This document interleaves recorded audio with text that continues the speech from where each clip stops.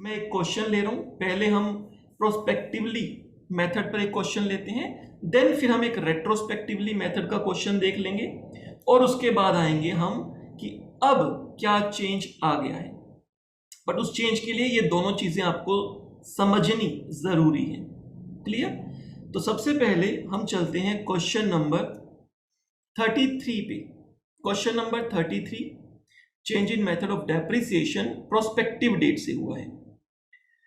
Question पढ़ते हैं। A manufacturing company purchased on 1 April 2015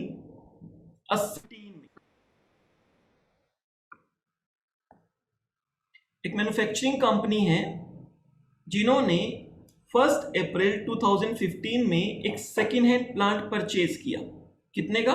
1,20,000 का, और इमीडिएटली स्पेंड ₹80,000 ऑन ओवरहोलिंग इट। हो सकता है वो रनिंग कंडीशन में ना हो, उसको रनिंग कंडीशन में लाने के लिए हमने ₹80,000 उसी समय इमीडिएटली खर्चा किया। तो आपको पता होगा कि ये वैल्यू हमारी कॉस्ट में ही ऐड हो जाती है for the purpose of accounting. तो 1,20,000 प्लस ₹80,000, 2 लाख रुपए की मशीन होगी। आगे ऑन 1 जुलाई 2015 एक और मशीन ली 1 लाख रुपीस की।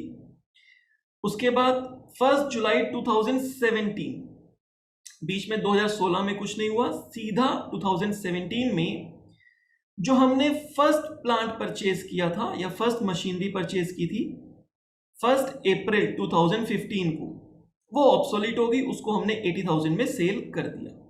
और सेम डेट को हमने एक और मशीन परचेज कर ली जिसकी वैल्यू है 2,40,000 तो टोटल 3 मशीन इस क्वेश्चन में परचेज की गई हैं और जो फर्स्ट मशीन थी उसको सेल कर दिया गया। क्लियर? आगे पढ़ते हैं। Depreciation was provided for annually on 31 मार्च। तो इस क्वेश्चन में जो डेप्रिसिएशन है एनुअली 31 मार्च को प्रोवाइड किया जाता है। जो हमारा फाइनेंशियल ईयर है वो 1 अप्रैल से 31 मार्च हो गया। 10% पर एनम डेप्रिसिएशन है, original cost method SLM method से। आगे की लाइन इंपॉर्टेंट है जो हमें कहा गया ऑन दैट in 2018, ये इंपॉर्टेंट लाइन है। However, the company changed this method of providing depreciation. Management ने डिसीजन लिया कि हमें अपना मेथड ऑफ डेप्रिसिएशन चेंज करना है। और ये डिसीजन कब लिया गया? 2018 में। 2015 में भी मशीन परचेज की है 2 मशीन, 2017 में भी एक मशीन परचेज की है और एक मशीन सेल भी हो चुकी है। 2018 में जाके डिसाइड किया कि हमें मेथड चेंज करना है and adopted the method of WDV 15% diminishing value method से हमको अब आगे के लिए डेप्रिसिएशन चार्ज करना है। पहले SLM मेथड था और उसके बाद WDV मेथड से चार्ज करना है। Plant and machinery account show करो 2015 से 2018 तक का। चलो अब इसके सॉल्यूशन पर चलते हैं। सिंपलिसिटी के लिए मैंने इस पर डायग्राम भी बना दिया है और प्लांट एंड मशीनरी अकाउंट भी बना दिया मैंने। ये है हमारा क्वेश्चन नंबर 33।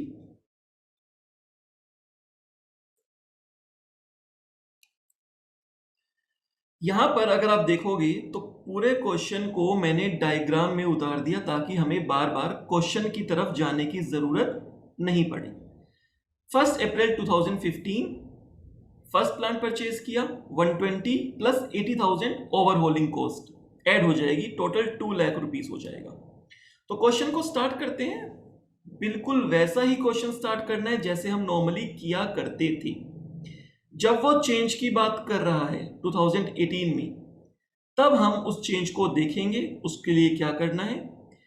अच्छा, एक बहुत ही जरूरी बात जो मुझे आपको यहां बतानी है ओल्ड सिलेबस के अकॉर्डिंग, अगर हमें क्वेश्चन में स्पेसिफिकली मेंशन नहीं है कि यो हमें मेथड चेंज करना है, वो रेट्रोस्पेक्टिवली करना है या प्रोस्पेक्टिवली करना है, तो हम मानेंगे कि method of depreciation prospectively change करना है।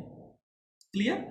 अगर रेट्रोस्पेक्टिवली चेंज करना है तो स्पेसिफिकली क्वेश्चन में बता देगा कि आपको रेट्रोस्पेक्टिवली चेंज करना है, अदरवाइज आपको प्रोस्पेक्टिवली ही मेथड चेंज करना है।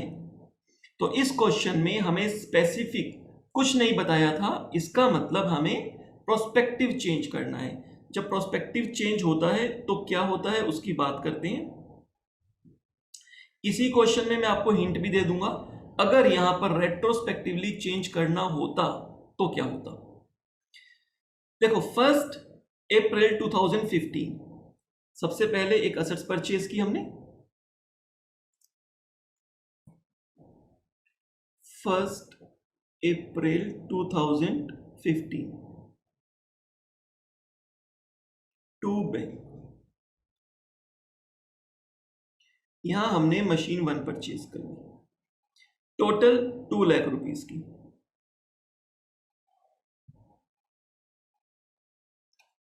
क्लियर। उसके बाद मैं एक बार यहां पर अपने इवेंट्स लिख देता हूं, ये मेरा फर्स्ट इवेंट, ये मेरा सेकंड, उसके बाद फाइनेंशियल ईयर एंड हो जाएगा, अगेन फाइनेंशियल ईयर एंड होगा, उसके बाद एक परचेज, एक sale, and then financial year end होगा। और 2018 में ही यहां पर मेथड चेंज करने की बात बोली। इस कॉन्सेप्ट में यही चीज सीखनी है। इस क्लास में हमें मेन यही कॉन्सेप्ट सीखना है कि मेथड चेंज होगा तो क्या होगा। 2018 में डिसीजन लिया गया मेथड चेंज करने का। क्लियर। तो फर्स्ट इवेंट मैंने रिकॉर्ड कर लिया मशीन परचेज करने का। अगेन 1 जुलाई 2015 को एक और प्लांट या मशीन परचेज की है, 1 जुलाई 2015।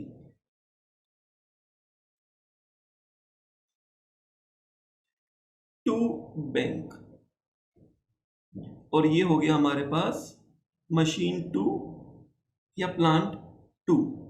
इसकी वैल्यू थी 1 लाख रुपीस, 1 लाख रुपए। क्लियर। अच्छा, अभी तक डेप्रिसिएशन के लिए हमें बोला था कि आपको एसएलएम मेथड से डेप्रिसिएशन चार्ज करना है। मैं छोटी सी वर्किंग साइड पे बना लेता हूं। जो डेप्रिसिएशन की बात की गई है उसके लिए कहा कि एसएलएम मेथड 10%। तो मशीन 1 पे अगर मैं पूरे साल का डेप्रिसिएशन लगाना होगा पूरे साल का, तो 2 लाख का 10% हमारे पास आएगा 20,000 रुपीज पर एनम। ये डेप्रिसिएशन लगेगा। अगर कम टाइम पीरियड का लगना है तो अकॉर्डिंगली हम अपना टाइम पीरियड कम कर देंगे, उस अकॉर्डिंग कैलकुलेट कर लेंगे। मशीन 2 1 लाख रुपीस की है, इस पर अगर पूरे साल का डेप्रिसिएशन लगना हो तो वो लगेगा 10,000 रुपीज पर एनम। आगे चल के मशीन 3 की बात भी की है, मैं रफली एक बार कैलकुलेट करके रख लेता हूं। मशीन 3 हमारी परचेज हो रही है 2,40,000 रुपीज की। इस पे भी एसएलएम मेथड लगना होगा तो 24,000 रुपए 24,000 पर एनम। पर एनम तीनों मशीन पर मैंने एसएलएम मेथड से डेप्रिसिएशन की वर्किंग करके रख ली कि इतना इतना एनुअली डेप्रिसिएशन लगना चाहिए। अगर कहीं पे कम टाइम पीरियड का लगना है तो अकॉर्डिंगली वो वैल्यू चेंज हो जाएगी। तो फर्स्ट मशीन की बात करें तो ये तो हमने 1 अप्रैल में परचेज की है, पूरा साल हमारे पास है। देखो अब सेकेंड इवेंट भी हो गया तो बात आती है थर्ड इवेंट की, डेप्रिसिएशन लगाने की। तो डेप्रिसिएशन 31 मार्च 2016 फर्स्ट ईयर के एंड में बाय डेप्रिसिएशन 2 मशीन है हमारे पास, तो 2 मशीन पे डेप्रिसिएशन लगेगा। अगर मैं मशीन 1 की बात करूं तो मशीन 1 पूरा साल मेरे पास है, 1 अप्रैल 15 को ली है, तो पूरा साल है तो इस पर पूरा डेप्रिसिएशन फर्स्ट मशीन पे पूरे साल का डेप्रीसिएशन है 20,000 रुपीज। और अगर सेकंड मशीन की बात करें तो सेकंड मशीन बच्चे 1 जुलाई को परचेज की है, तो अप्रैल मई जून 3 महीने निकाल देते हैं। 12 महीने में से अप्रैल मई जून 3 महीने निकाल देंगे। जुलाई महीना काउंट करना होगा क्योंकि जुलाई की 1 को मशीन ले ली है।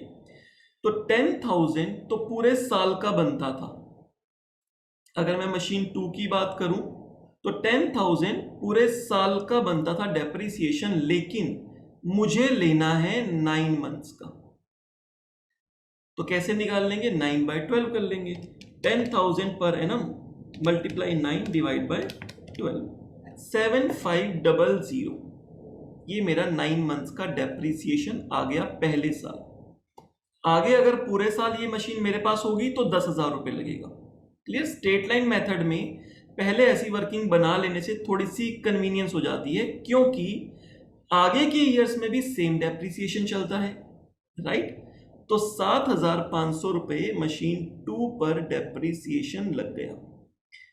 टोटल डेप्रीसिएशन फर्स्ट ईयर में लगा 27,500 रुपीज।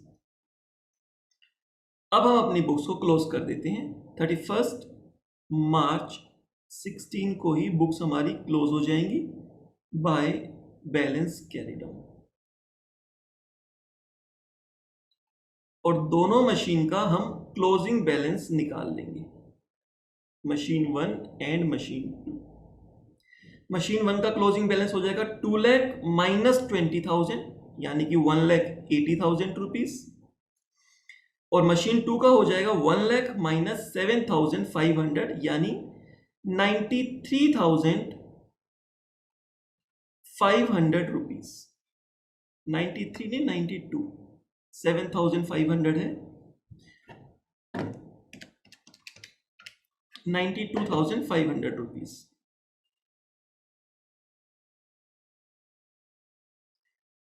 ये हमारा हो गया क्लोजिंग बैलेंस और ये टोटल हो जाएगा 180 प्लस 92500, 2,72,500।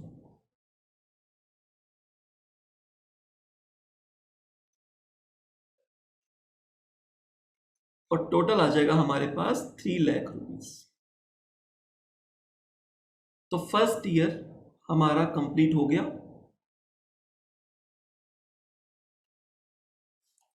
क्लियर? जो भी हमारा क्लोजिंग बैलेंस आया उसको हम अपना ओपनिंग बैलेंस बना लेंगे। 1 अप्रैल 17 को to balance brought down.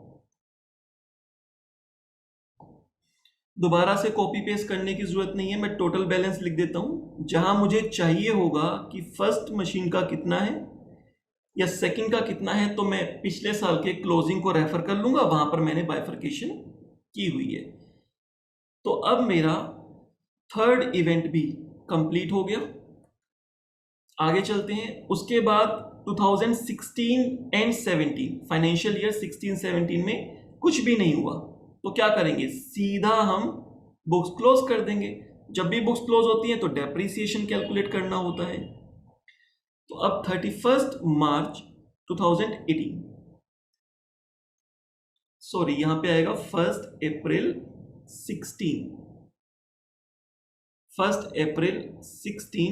And 31 मार्च 17। अभी तो सेकेंड ईयर है, 2018 में तो थर्ड ईयर कंप्लीट हो जाता है। 31 मार्च 2017 बाय डेप्रीसिएशन।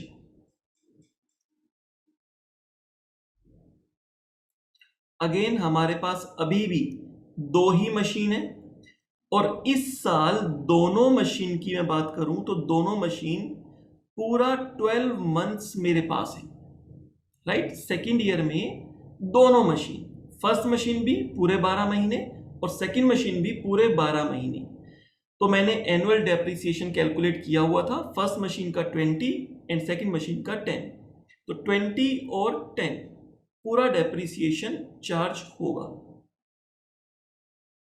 अब मुझे फिर से कैलकुलेट करने की जरूरत नहीं पड़ी, मैंने कैलकुलेट किया हुआ था। स्ट्रेट लाइन मेथड में तो थोड़ी सी ये आसानी हो जाती है हमको।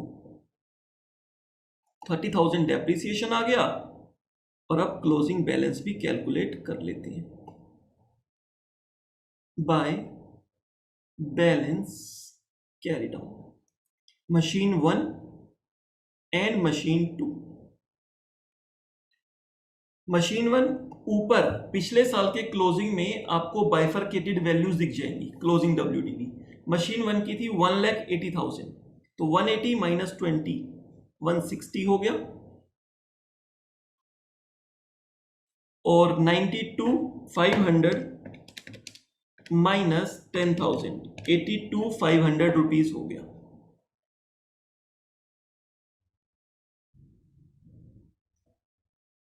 इन दोनों वैल्यू को हम ऐड कर देंगे और मेरे पास टोटल क्लोजिंग वैल्यू आ जाएंगी 242,500।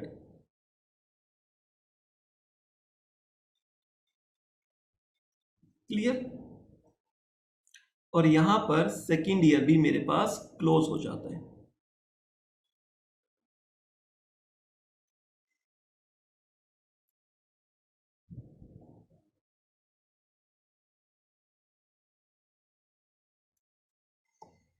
अब चाहो तो वीडियो को थोड़ा सा स्पीड बढ़ाकर भी आप देख सकते हो, बिकॉज मेरे को समझाने के लिए आपको आराम आराम से बताना होता है। अगर आपको लग रहा है स्पीड स्लो है तो आप अपनी स्पीड इंक्रीज कर सकते हो। नेक्स्ट ईयर में चलते हैं। 1 April 2017 to balance brought down. Total है 242,500। इंडिविजुअली दोनों मशीन का बैलेंस यहां लिखना है तो लिख सकते हो, अदरवाइज आप ऊपर से भी रेफर कर सकते हो। देखते हैं नेक्स्ट इवेंट हमारे पास क्या था। 4th इवेंट हमारा हो चुका है। उसके बाद 1 जुलाई 17 को सेम डेट पर 2 इवेंट हैं, परचेज एंड सेल। परचेज बहुत ही सिंपल, बहुत ही आसान इवेंट है, सिर्फ हमें टू बैंक लिखना होता है, तो पहले मैं वो लिख लेता हूं, फिर हम सेल की डिस्कशन करते हैं। तो 2,40,000 रुपए की एक और मशीन परचेज हुई है सेम डेट को 1 जुलाई 2017 को। तो इसके लिए भी टू बैंक मशीन या प्लांट 3 2,40,000 रुपीज। क्लियर? तो ये इवेंट भी मेरे पास हो गया, परचेज की मैंने अपने पास एंट्री कर ली, रिकॉर्ड कर लिया। बात आती है सेल की। 1 जुलाई 2017 को प्लांट सेल हुआ। जब भी सेल की बात आएगी तो 3 चीजों का ध्यान रखना है। डेप्रिसिएशन, अगर ये डेट हमारी इस फाइनेंशियल ईयर की ओपनिंग डेट नहीं है तो डेफिनेटली कुछ ना कुछ डेप्रिसिएशन आएगा। अगर ये मशीन सेल हुई होती 1 अप्रैल 2017 को, तब तो पिछले दिन तक डेप्रिसिएशन लग चुका है, फिर डेप्रिसिएशन नहीं आता। लेकिन अगर हमने कुछ टाइम के बाद मशीन सेल की है तो डेप्रिसिएशन आएगा। सेल वैल्यू क्या है उसको हम दिखाते हैं बैंक से, जो क्वेश्चन में गिवन है 80,000 रुपीज, और हमें कैलकुलेट करना होता है प्रॉफिट हुआ या लॉस हुआ on the sale of assets. ये तीनों हमें वैल्यू कैलकुलेट करनी है। अभी तक मेथड चेंज की बात नहीं कही है, तो हमें अभी मेथड चेंज नहीं करना है। अभी हमें क्या करना है, देखो एक चीज ध्यान रखना, मेथड चेंज की बात कब बोली। क्वेश्चन में अगर आप देखोगे तो क्वेश्चन में लिखा है इन 2018। क्वेश्चन में अगर आप देखोगे तो क्वेश्चन में आपको दिखेगा इन 2018।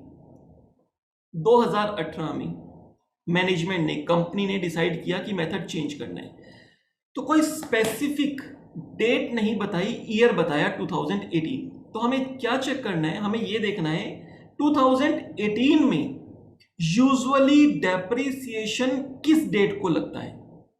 अगर हम बात करें 2018 की, तो 2018 में यूजुअली डेप्रिसिएशन लगेगा 31 मार्च 2018। तो इसका मतलब हमें वहीं से ही डेप्रिसिएशन चेंज करना है। इन 2018 बोला तो 2018 या जो भी ईयर बताया उस ईयर में यूजुअली डेप्रिसिएशन कब लगता है,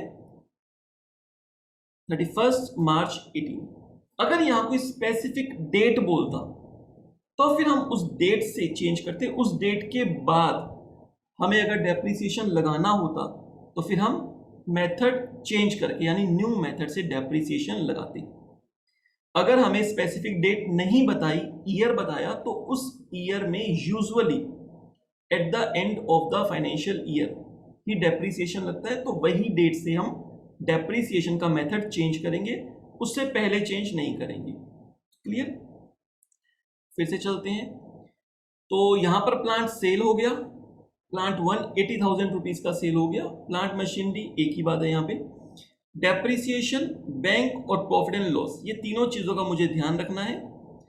तो मैं अपने पास सेल की ट्रांजैक्शंस यहां पर डील करता हूं। 1 जुलाई 2017,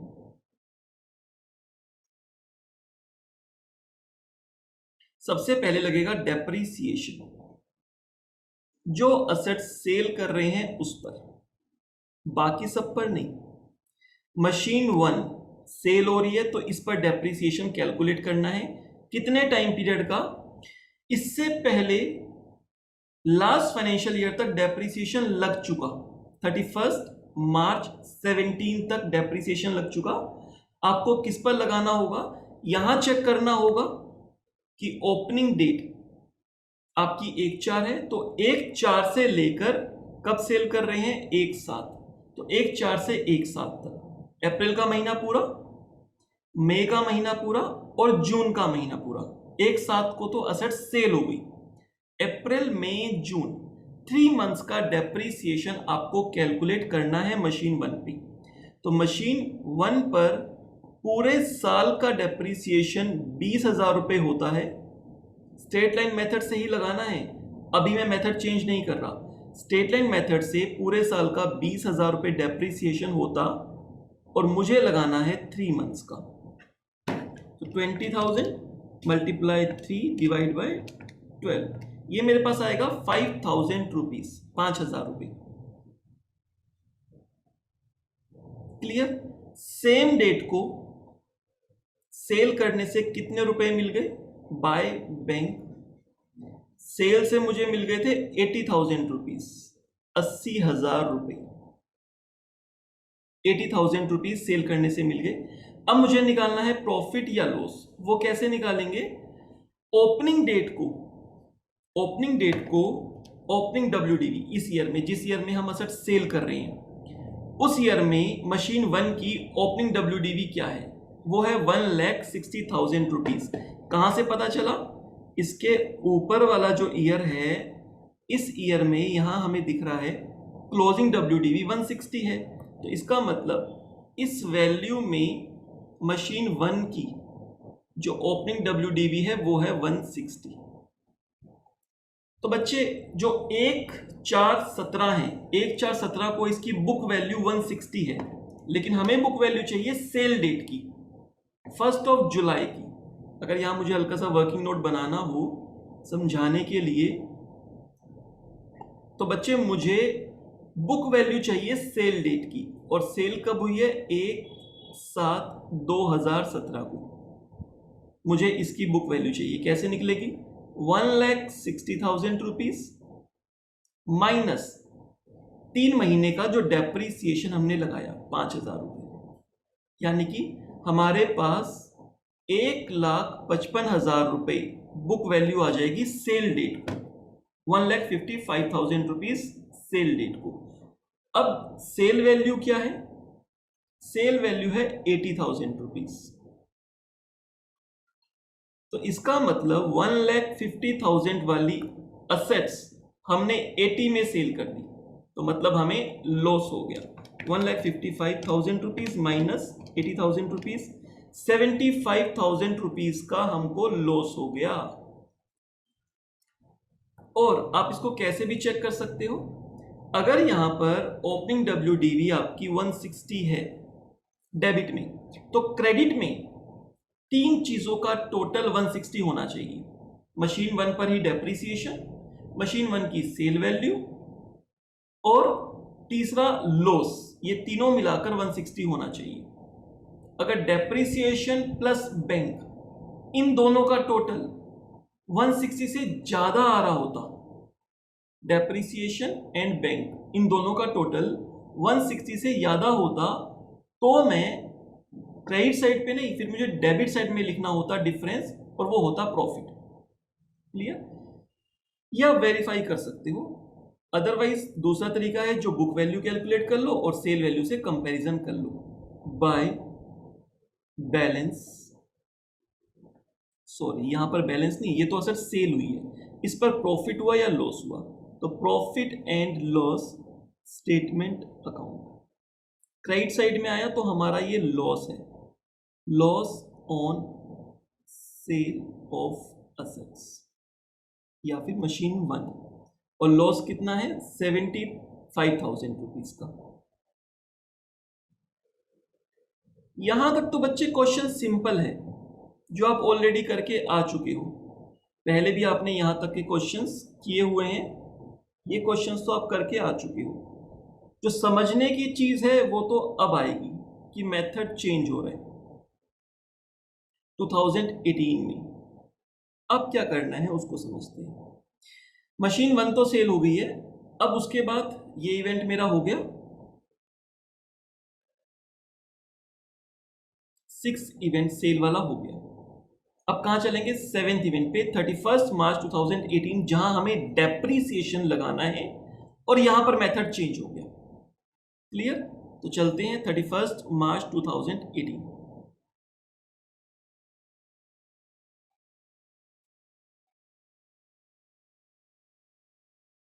बाय डेप्रीसिएशन। अब आपको ध्यान रखना है, अब आपको एग्जिस्टिंग मशीन पर, मशीन 1 सेल हो चुकी है, उसका कुछ नहीं होगा। कौन कौन सी मशीन बची है? Machine 2 and machine 3। तो मैं मशीन 2 और मशीन 3 इन दोनों पर ही डेप्रीसिएशन कैलकुलेट करूंगा। क्लियर? और अब यहां से मेथड चेंज हो गया, अब मेथड हो गया WDV और एट द रेट 15%। अब मेरे लिए ये जो डेप्रीसिएशन की मैंने वर्किंग की थी, अब ये मेरे लिए बेकार हो गई, अब मैं इस वर्किंग को यूज नहीं करूंगा। राइट? अब मुझे इस वर्किंग को यूज नहीं करना, ये मेरे लिए बेकार हो गई है। अब तो इस पे WDV मेथड से डेप्रीसिएशन लगना है, तो मैं क्या करूंगा, मैं यहां पर डेप्रीसिएशन कैलकुलेट करूंगा। अगर मैं बात करूं मशीन 2 की, तो मशीन 2 की ओपनिंग WDV क्या है?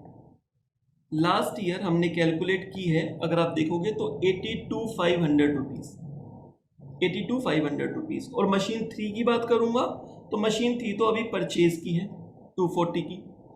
अगर SLM लगता तो 240 पर 10% 24,000 लगता, जो मैंने पहले वर्किंग बनाई थी, लेकिन मेथड ही चेंज हो गया। अगर मेथड चेंज हो गया तो फिर मैं स्ट्रेट लाइन मेथड नहीं लगा सकता। मुझे क्या करना होगा, मशीन 2 का डेप्रीसिएशन फिर से कैलकुलेट करना होगा WDV मेथड से। 82,500 इस पर 15% और पूरे 12 महीने का, 82,500 इसका 15%, 12,375 ये डेप्रीसिएशन निकलेगा मशीन 2 पर। और मशीन 3 की बात करें तो 2,40,000 रुपीज पर 15%, बट कितने महीने का देख लेते हैं। मशीन 3 कब परचेज की? 1 जुलाई को। तो अप्रैल, मई, जून 3 महीने बाहर निकल जाएंगे, बचे 9 महीने, 9 मंथ्स का डेप्रीसिएशन कैलकुलेट हो जाएगा मशीन 3 पे और न्यू मेथड से। तो आप यहां पे देख रहे हैं कि कितना सिंपल है ये, तो जैसे हम पहले क्वेश्चंस करते आ रहे थे बिल्कुल वैसे हो रहा है। हमें कुछ भी ना एक्स्ट्रा काम नहीं करना पड़ा।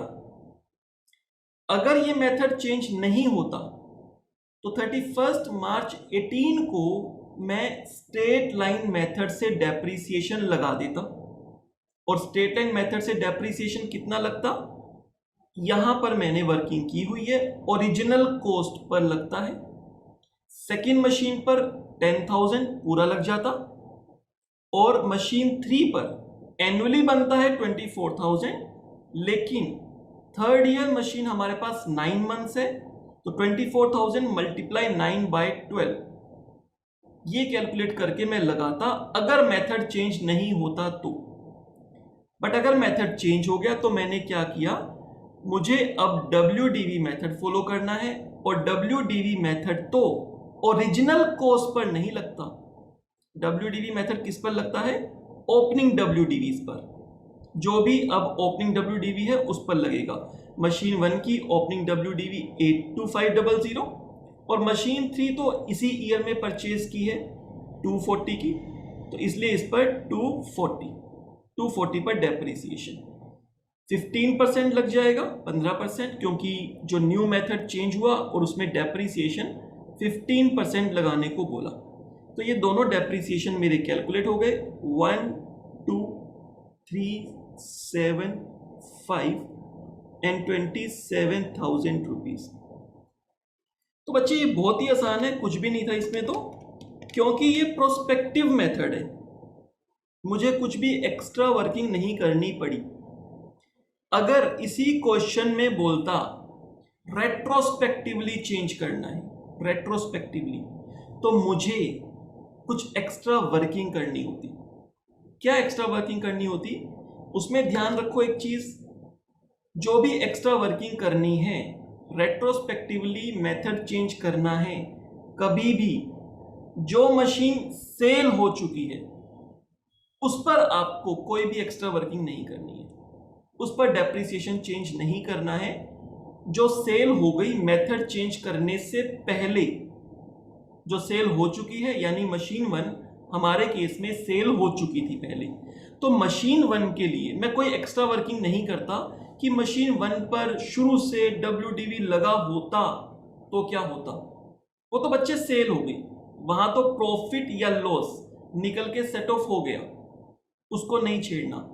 जो रिमेनिंग मशीन है, यानी कि machine 2 and machine 3, machine 2 and machine 3, इन दोनों का मेरे को वर्किंग नोट बनाना होता, और ये देखना होता कि अगर from the very beginning WDV method लगता तो क्या चेंज होता। और मैं आपको बताऊं, मशीन 3 पर तो कोई चेंज नहीं आता। क्यों नहीं आता? क्योंकि मशीन 3 तो इसी साल परचेज की है, इस पर तो कोई भी चेंज नहीं आता, क्योंकि पिछले साल तो ये मशीन थी ही नहीं, कभी इस पर SLM मेथड तो लगा ही नहीं, तो इस पर डेप्रिसिएशन तो यही निकलता। सिर्फ मशीन 2 के केस में हमारी वर्किंग चेंज होती, और वहां पर बड़ा चेंज क्या आता कि हमारी WDV 82,500 नहीं आती, क्योंकि 82,500 WDV तब है जब इस पर पहले और दूसरे साल SLM मेथड लगा।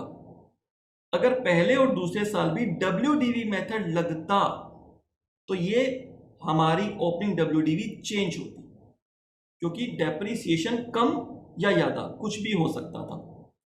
तो ओपनिंग WDV चेंज होती, उस पर कैलकुलेट करना होता, और जो डेप्रिसिएशन का डिफरेंस है उसकी मुझे एडजस्टमेंट एंट्री डालनी होती। अगर डेप्रिसिएशन पहले कम लगा, WDV मेथड से ज्यादा लगना चाहिए था, SLM से कम लगा, WDV से ज्यादा लगना चाहिए था, तो मुझे डालना होता बाय डेप्रिसिएशन, एडिशनल डेप्रिसिएशन। और अगर पहले ज्यादा डेप्रिसिएशन लग गया, नए मेथड से कम लगना चाहिए था, तो ऐसे केस में profit and loss adjustment account एक क्वेश्चन करेंगे हम रेट्रोस्पेक्टिवली का, उसमें हम उसको देखेंगे। यहां पर हमारा प्रोस्पेक्टिव मेथड की बात करूं तो प्रोस्पेक्टिव मेथड से आपको कुछ भी एक्स्ट्रा वर्किंग नहीं करनी होती। डेप्रिसिएशन आप निकाल चुके हो, अब आप क्लोजिंग बैलेंस भी निकाल लो। Machine 2 and machine 3। मशीन 2 की बात करें तो इसकी ओपनिंग WDV 82,500 थी, उसमें से माइनस हो जाएगा 12375 70125। और बात करें थर्ड मशीन की, 240 की परचेज की थी, 27,000 डेप्रिसिएशन लग गया, 2,13,000 रुपए। प्लस 70125, 283,125।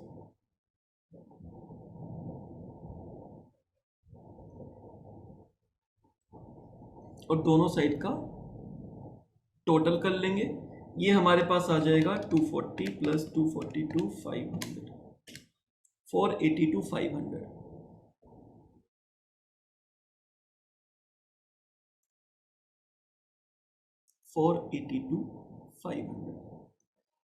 तो यहां पर आप एक चीज समझ चुके हैं कि प्रोस्पेक्टिवली वाले मेथड में आपको कुछ भी नहीं करना होता। जो भी WDV मेथड चेंज करने से जस्ट पहले तक जो भी WDV आई है, चाहे SLM मेथड था चाहे WDV मेथड था, एज इट इज उस WDV को आप बेस मान लोगे, उसको सही मान लोगे, और अब उसके ऊपर वहां से डेप्रिसिएशन आप चेंज कर लोगे। अगर पहले SLM लग रहा था तो WDV लगा दोगे, WDV लग रहा था तो SLM लगा दोगे। और ये जो क्लोजिंग बैलेंस आया है इसको मैं एक बार अपने पास ओपनिंग बैलेंस भी लिख लेता हूं। 1 अप्रैल 2018 टू बैलेंस ब्रॉट डाउन 283,125।